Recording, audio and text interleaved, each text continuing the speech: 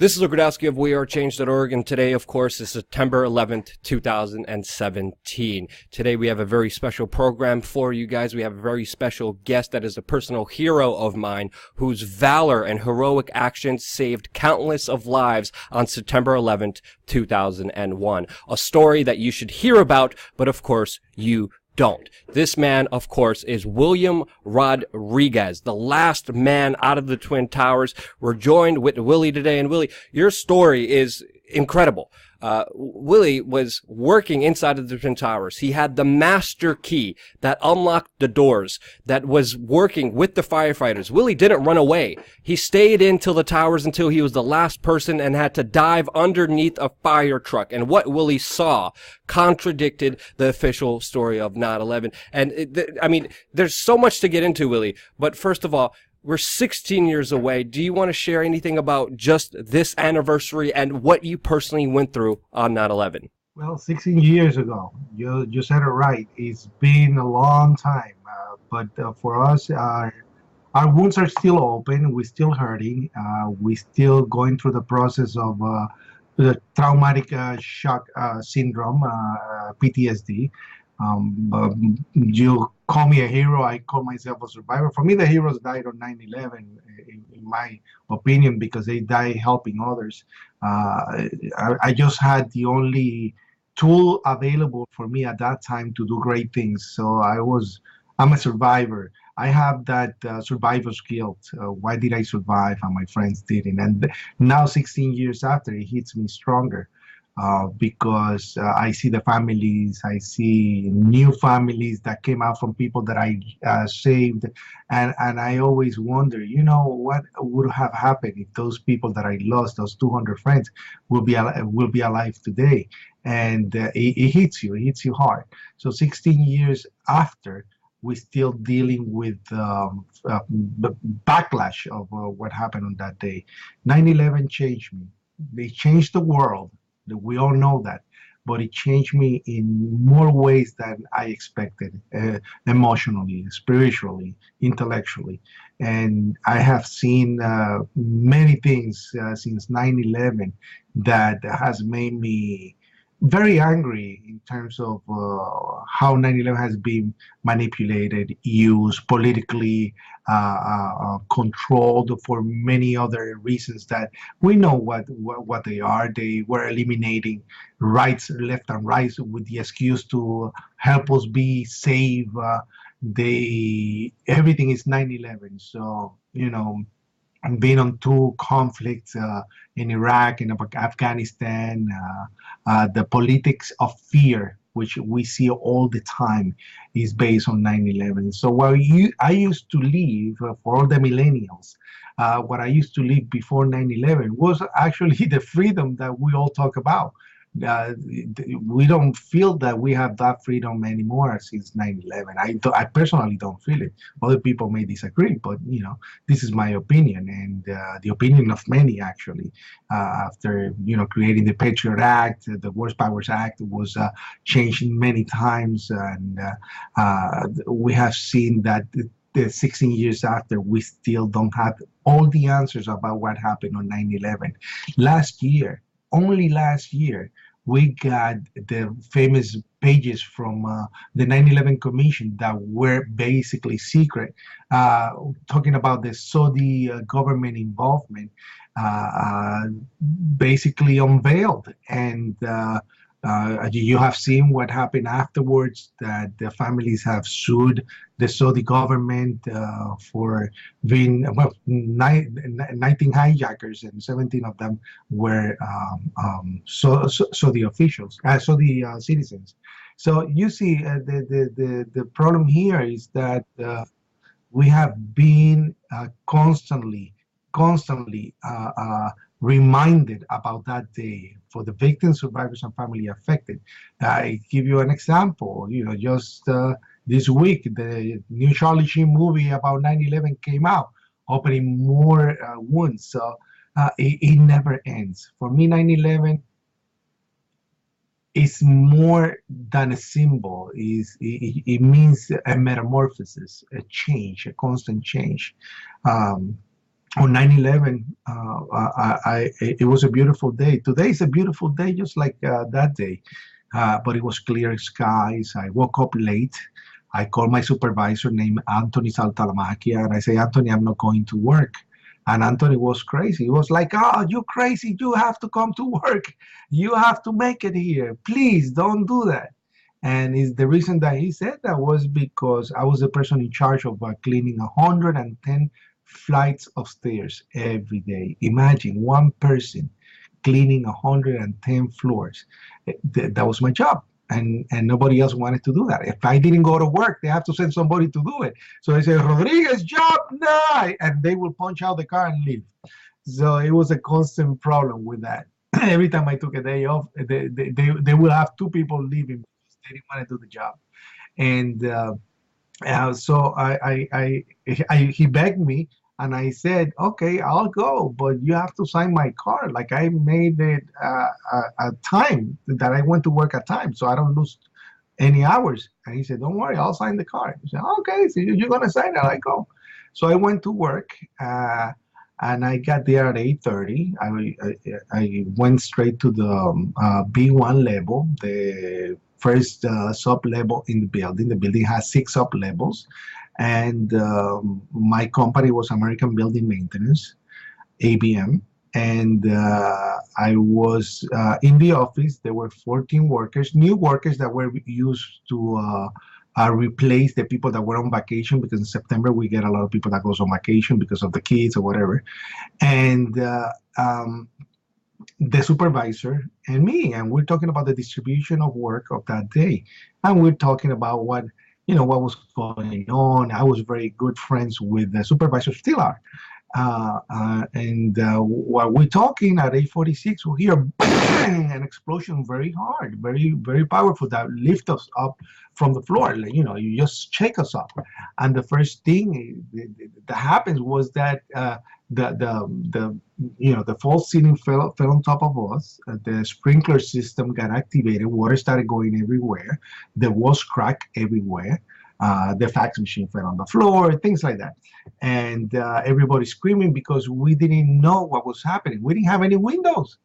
We're in a basement.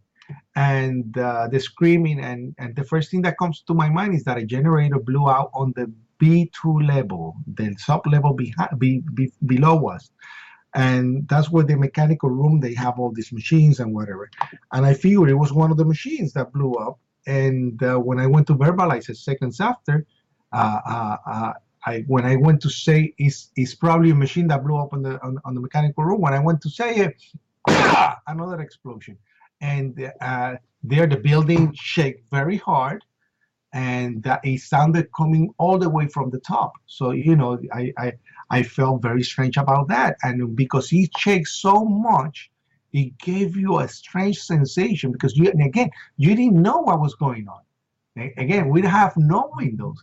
And through the hallway, a guy comes running, screaming, explosion, explosion, explosion. A guy named Felipe David in English. It was from Honduras. I did not know him. He worked for a company called Aramark, which was the vending supply company. And he was the guy in charge of, putting sodas and M&Ms and things like that in the machines around the building. And he was in this closet on the basement, and he said that he was filling up his supply cart, and fire was all over through the door, burning him. And anyway, when he comes through the hallway screaming explosion, explosion, I see that something is hanging from both of his fingertips, and it looks like it was cloth. And as he got closer, we started screaming. Everybody started screaming because we realized it was his skin. His skin was pulled from under his armpits. It was peeled off on both arms. And I saw that. I started screaming as well. And when I said, what happened? What happened? And when he turned around, all this part was hanging of his face. And nobody wanted to touch him, because this was in 2001. And you remember that on 2001, they have that campaign of not touching anyone with blood because of the AIDS scare. Everybody was scared about AIDS. So nobody wanted to help me. So I took a box of cleaning towels. It was a cleaning company. So I started putting the towels around him, bandaging him. And that red shirt that he had, it wasn't because he was ready. It was because he was soaked in blood. 33% of his body was burned. How do I know it was 33%? Because afterwards, when he was in the hospital, they did the scale on him. And so anyway, I said, don't move to the burnt man. I'm going to call the emergency medical unit that is located on the South Tower. And usually they were very, very, very effective to come to any type of emergency. So I went inside the office to pick up the phone to call the emergency office. And when I pick up the phone, when I touch the phone, we hear, "Bah!" Another explosion. And there, the building shakes so much that it looks like it makes you feel that like it was an earthquake. Because everybody went inside the office under the door frames trying to protect themselves. My supervisor is screaming, "It's a bomb, it's a bomb, it's a bomb." And again, it's just he's acting by reaction. Nobody knows what it is because we don't know. We're on a basement. And I said, we got to get out of here. And nobody wanted to move. And nobody knew where to go. And I was there for 20 years, so I knew all the ins and outs, how to get through here. I knew all the tricks. So I say, follow me. I know the best way to go. So, this group follow me. I led them by helping Felipe David with the help of Kenny Johanneman. Kenny Johanneman was a co-worker that friend of mine that worked in the company that was helping me as well. And we started going out. And as we go out, we made it outside the building. When we made it outside the building, an ambulance comes in. I stop the ambulance. I put Felipe inside. And that's when I hear for the first time, a plane hit the building, a plane hit the building. And it was the radio signal transmission coming from the security guard that led trucks with deliveries going to the basement through the street level. And as I see this guy, I pick up the radio. I say, give me the radio. And he's in shock. He's looking up. Everybody around the street is looking up. When I see the building from the point of view that I have, I look up. I see the hole. I saw the fire. I saw the smoke. And I saw debris falling. And what I thought it was debris, because later on I found out it was people jumping out of the building. But from the point of view that I had, I couldn't discern what it was falling. And as I saw that, I realized that the smoke was so dense that it covered the antenna of the building. You cannot see the antenna. And I said, oh my God, the people from Windows. And I started screaming, the people from Windows, we got to go back. And I was talking about Windows on the World, the Windows on the World restaurant that was located on the 106th and the 107th floor.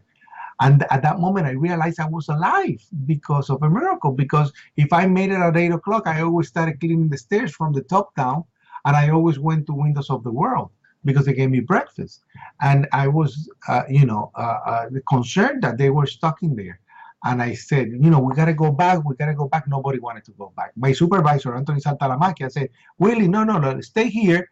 Let's organize the people and let's do, how you call it now? A management of what's happening over here. I say, no, we got to go back. We got to go back. And I said, forget you. It was a bad word, actually. I got to go back in. And I start running inside the building with the radio of the security guard. And I made it to the South Tower. You see, remember, the North Tower and the South Tower connected through the basement. I made it to what is called the OCC, or the Operation Control Center, which was the center that was placed to manage emergency since we had the attack of the 27th of February of 1993 that killed 6 people and injured 1,000 people on the same basement. They put a bomb, a truck with bombs in it, with explosive, and so I figured that they were going to help me, and I wanted to let them know that I have a person that was injured outside the building. So when I go there, that place was supposed to be manned 24/7. When I go there, there was nobody there. There were people there before because there were transcripts, but I was hitting the window, pa, pa, pa, with the radio, screaming, help, help, help. And nobody opened the doors. Everybody was gone. And at that moment, I see a guy who I knew named Jimmy Barrett. And Jimmy Barrett was on the subgrades of the South Tower. He didn't hear anything. He was like, what's happening, Willie? What's going on? And I told him in seconds all that I went through, and he couldn't believe it. So that gives you a general idea how many people probably died on the subgrades of the South Tower without ever knowing whatever happened. So he didn't know. He didn't hear anything. So I said, you got to get out. And when I said that, between the two towers, there was an employee entrance for the Marriott Hotel. And this security guard was the lady that signed them in. And I see her there. I said, what are you doing here? I was running. I said, what are you doing here? And she said something that changed me forever. She said, I heard everything, but I cannot leave because I am a new employee and I don't want to get fired. But again, we didn't know what was happening. She didn't know. I didn't know.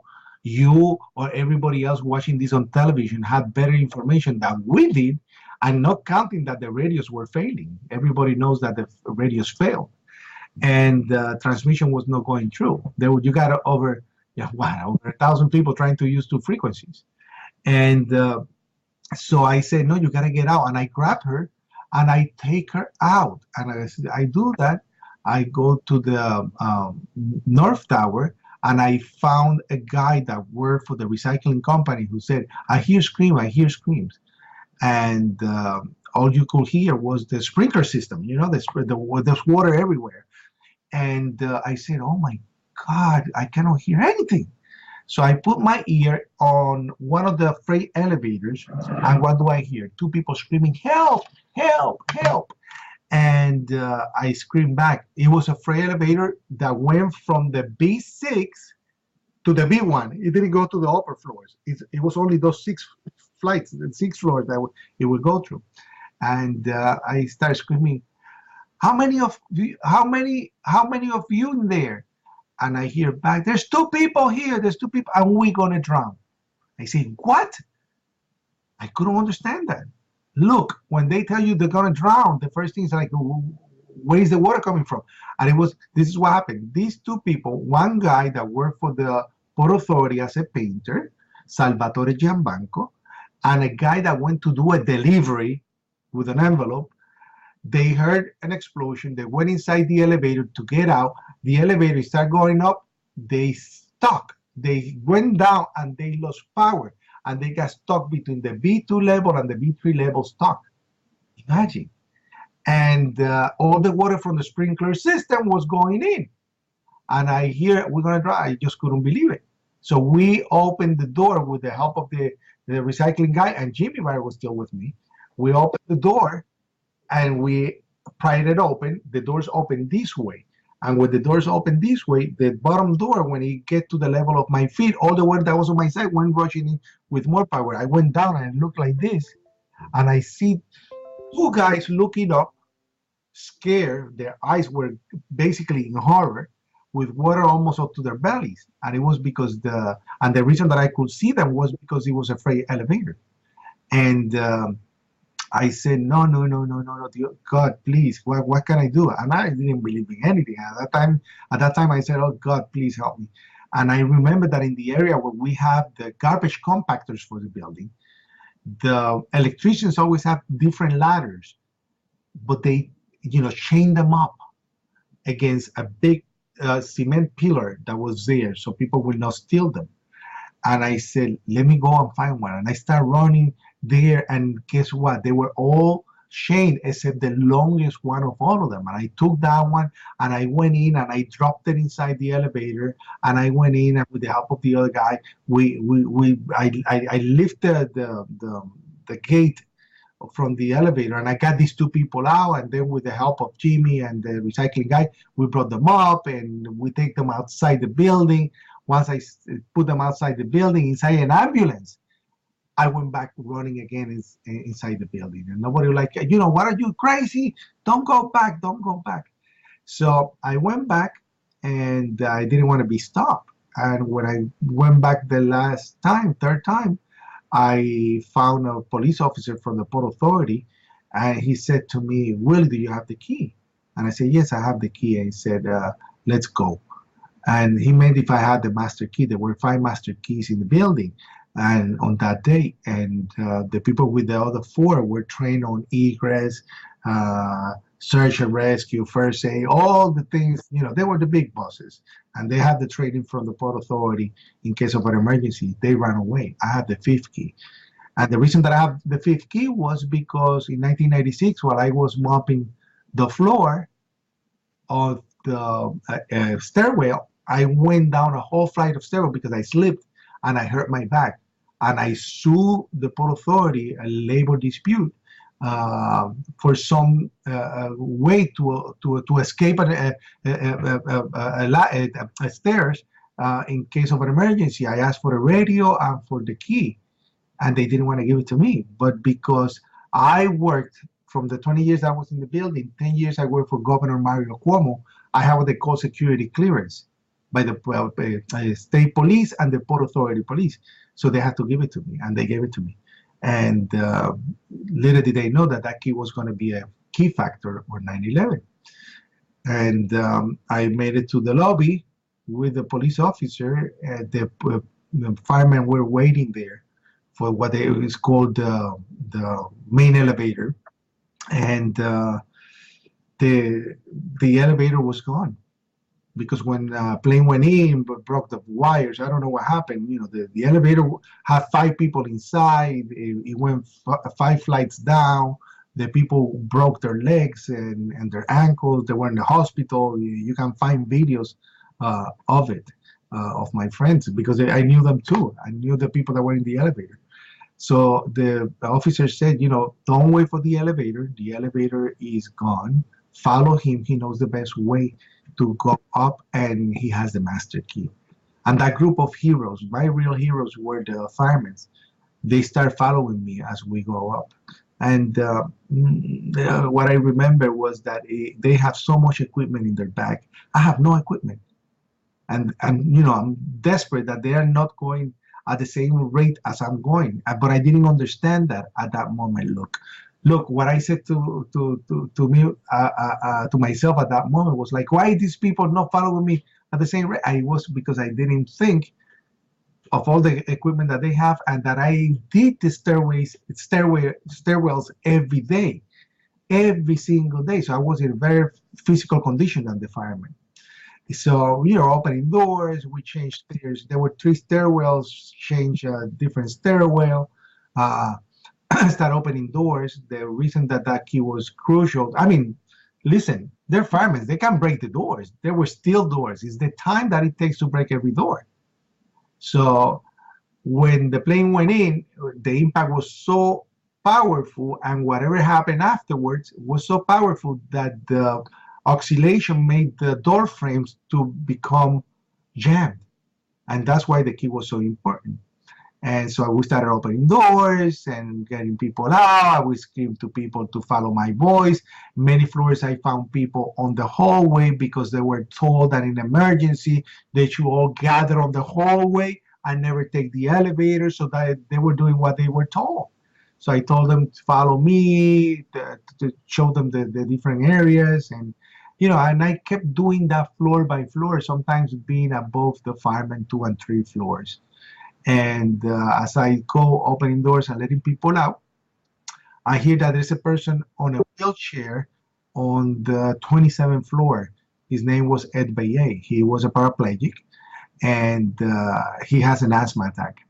And I don't know how to help a quadriplegic. I just don't know how to help a handicap. So I went to the firemen and I said, went down a couple of flights, and I said, there's a man on a wheelchair who has an asthma attack. What should I do? So don't worry, we're going to make it there. And to make it short, through the whole process, we kept going up different doors with different floors. We made it to the 27th floor. We made it to the 27th floor. I opened the door, and that unit of heroes, they go in, and they started to collapse one by one on the floor, one by one, because they were so tired. They have no more stamina. They took their jackets off. Some of them took their boots off, and they sat down on the corridor, trying to get a second breath. And when I saw that, I said, "Oh my God, those are my heroes." And the police officer said, "Willie, do you know this floor?" I said, "Yeah, I know it pretty well." He said, "Where can I get water?" He said, "Well, on the opposite side, there's vending machines with bottled water." He said, "Let's go." And I remember like a funny thing from 9/11, in the middle of the whole thing, that he said that because I'm like concerned that I didn't have any money. He said, "Oh, I have no money. I'm looking for a change. I have no change." And when we get in front of the machine, the police officer started to break the machine with his boot. And I was like, "Oh my God, you're breaking the law." I'm telling the cop, I'm saying, "I'm getting out of here. I'm the Puerto Rican. You are going to blame me for that. I'm not going to go for it." So I started, kind of running away. I said, no, please help me. And then I started taking trash cans, and we lifted up and fill it up with bottled water and gave it to the firemen. I called my mother because I saw one fireman using the phone in the office area. I said, "Wow, there's still phone service. So let me call my mother." I called my mother in Puerto Rico, and she's screaming, "What are you doing?" I said, I'm on the tower." I was, she went crazy. "What are you doing there? The building's on fire." I said, "How does she know?" So I didn't know that the whole world was watching this. And she's screaming at me to abandon the building. And I said, "No, mommy, I'm helping these people in my ignorance. They don't know what they're doing. And I'm going to help them up to a certain area, but don't worry about it. I'm not going to go to the danger zone." And she said, "Don't go to the fire." I said, "I'm not going to the fire." And I was lying to my mother because I was trying to get to Windows of the World. I was lying to her. So, and at the same time, I was getting calls on my radio from my supervisor to abandon the building. Willie Rodriguez location. You can get the transcripts. The transcripts are available. And they're calling me to abandon the building. I say, "No, I'm with the firemen. I have the master key. I have to help them." And so I continue by myself because the firemen were on the floor, opening doors, letting people out, opening doors, letting people out, until I get to the 33rd floor. When I get to the 33rd floor, something strange. The floor is empty. But when I go around the corner on the corridor, I found a lady trembling on the floor, red dress, American lady, blonde, no shoes. And I said, "What are you doing here?" And it reminded me the lady from the Marriott, because she said, I don't know what to do. I'm new employee in the building. I don't know what to do. She didn't know. She had no training whatsoever. And I grabbed her and I said, "You got to go with me." I took her to the stairwell. There were two people coming from the cafeteria that was located on the 43rd floor. I said, "Willie, do we help you? Can we help you?" Say, "Yes, please take her away." And I see how they disappear with her down the stairwell. There was 3 stairwells, A, B, and C. B was the wider one. And I saw them going through the B stairwell. As I see them disappear, I go back on the 33rd floor and I went to what I call my office, which was a closet. I had a closet on the 33rd floor with many of my stuff that I use for cleaning. So I went to get a box of masks to distribute to the people so they would not smell the acrid smoke that was in the area, because there was disgusting smells. And as I went to pick up the box, what I hear on the 34th floor, the floor above me, I hear something like scratching the floor, and it scared me. It scared me because I knew the floor was empty. I didn't know anybody was there. They sent a crew to demolish the area. There was no walls, no nothing there, and that's what I remember. And I used to hide there for lunch, so nobody would bother me because I could go there with a master key. You see, the elevator didn't open there. So when I hear that noise, I got scared. And it was the only floor that I did not open. I continue, not that there was somebody that, it comes a lot of conspiracy theories because of that. But, I honestly don't know what was there. It was never investigated. So I bypassed that floor and got up to the 39th floor. When I get to the 39th floor, the officer with me came through another door with two fire chiefs. They have those white shirts with lines on their sleeves, so I knew they were big. And as I get together with them in the middle of the corridor, we're talking about what we're gonna do next when we hear bang! Coming from the other tower, or the other side. I don't know if it was that or the other side. It just because we have no window, and it was so powerful that in our building we hear pa pa pa pa pa pa pa pa pa, and on the radio we hear we lost 65, we lost 65. I asked the officer, what does that mean? He said the 65th floor went down internally, collapsed internally up to the 44th floor. And I said, oh my God, the people from Windows. Now I'm really desperate. I gotta go up. I gotta go up. And he said, no, the area is blocked. There was an internal collapse. And I said, I gotta go up. I said, no, Willie, you have done enough, but you don't get paid for this. Better if you give me a hand with the man on the wheelchair on the 27th floor. And I said, okay, I'll help you. I'm gonna go to the 27th floor. I'm gonna get him out, but I'm coming right back. I said, okay, go. So I went to the 27th floor. And I said, I have orders by the police officer to get this man down right now. And those firemen, as tired as they were, they stood up and said, we'll help you. And we started going down with FBA, and we went down the stairwells.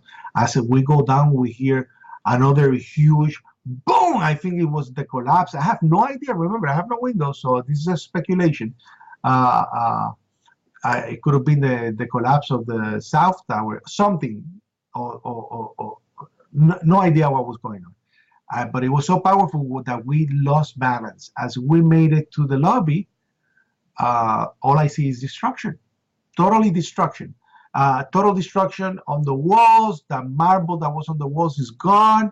When I look to the left, the area that was the mezzanine and the plaza and the shopping center area, that's all sunk in. There's dust everywhere.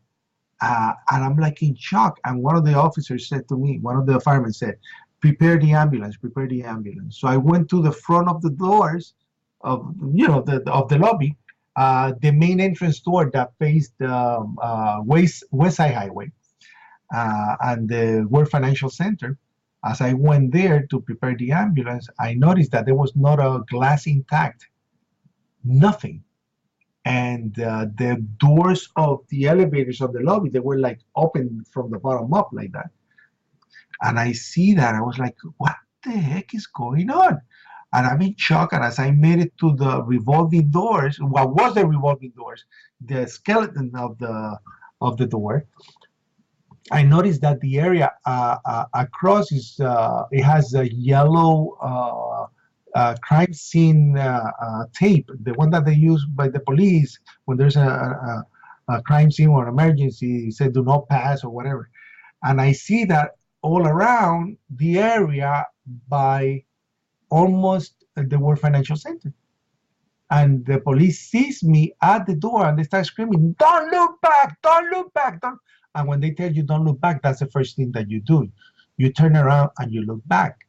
And I turned around and I saw all the bodies of the people that jumped out of the building, which I didn't know they were doing that. And it was a horrible scene because you couldn't recognize the body parts. You know, you saw hair, you saw body mass, you saw cloth, but you didn't know what was a leg, what was a head. You didn't know. And it was so horrible. And I started screaming and crying, God, what is this? What is this? And when I look down, what do I see? The body of that lady that I helped to escape from the 33rd floor. I found the only body that was recognizable was hers, but it was cut in half. It was like cut through here. And I started crying, of course. And my speculation, again, is speculation that she probably came out. I said, God, I saved myself. And a glass from the top of the building came down with such a force that cut her in half. And when I saw that, I said, oh, God, please, what is this? And I hear, run, run, run, run. The police is running across the street. And all of a sudden, I feel the floor shake like it was an earthquake. And when I look up, the building started to come down. And the only thing I saw was a fire truck. I went right under the fire truck. And the building started to go, pa, pa, pa, right on top of me. And the only thing I said to myself was, God, please don't give my mother to see my body in parts. Let my mother find my whole body to be able to recognize it. Because of the stuff that I saw that it was unrecognizable. And as I do that, I was like, suffering for her, for what she had to go through. And I was saying, this is going to be a slow death. And all of a sudden, there's a silence, and then this dust came with such a force that it burns your face, your body. If my shirt was broken into pieces, you can see pictures that was released 10 years after, where you see me with a vest, but no shirt because my shirt was destroyed. And I was like, oh my God, this is going to be slow. But with the luck that across the street, there were media people who said the last man out was on that area, and that's how they started looking through the rubble. I was trapped alive. I passed from being a rescuer to be rescued. And I remember that once they pulled me from under the rubble, hours after, I was in shock. Look, I couldn't find the towers. I was like 110 floors of concrete and steel, and where's it gone? Where's it gone? And all I saw this huge pile, and I was like, no, it cannot be, cannot be, cannot be. Anyway, they pulled me out, and the dust was still there, didn't disperse. It was there for hours and hours, and I was like in shock. And the shocking thing was that when they put me out, I didn't break a bone. I was scratched, I was burned and everything, but I didn't break a single bone. So what did I do? I go running and start looking again through the rubble. I started to do the process of rescuing more people. And I remember there was a bridge that connected the World Trade Center to the World Financial Center. That bridge fell down and fell down on top of several trucks.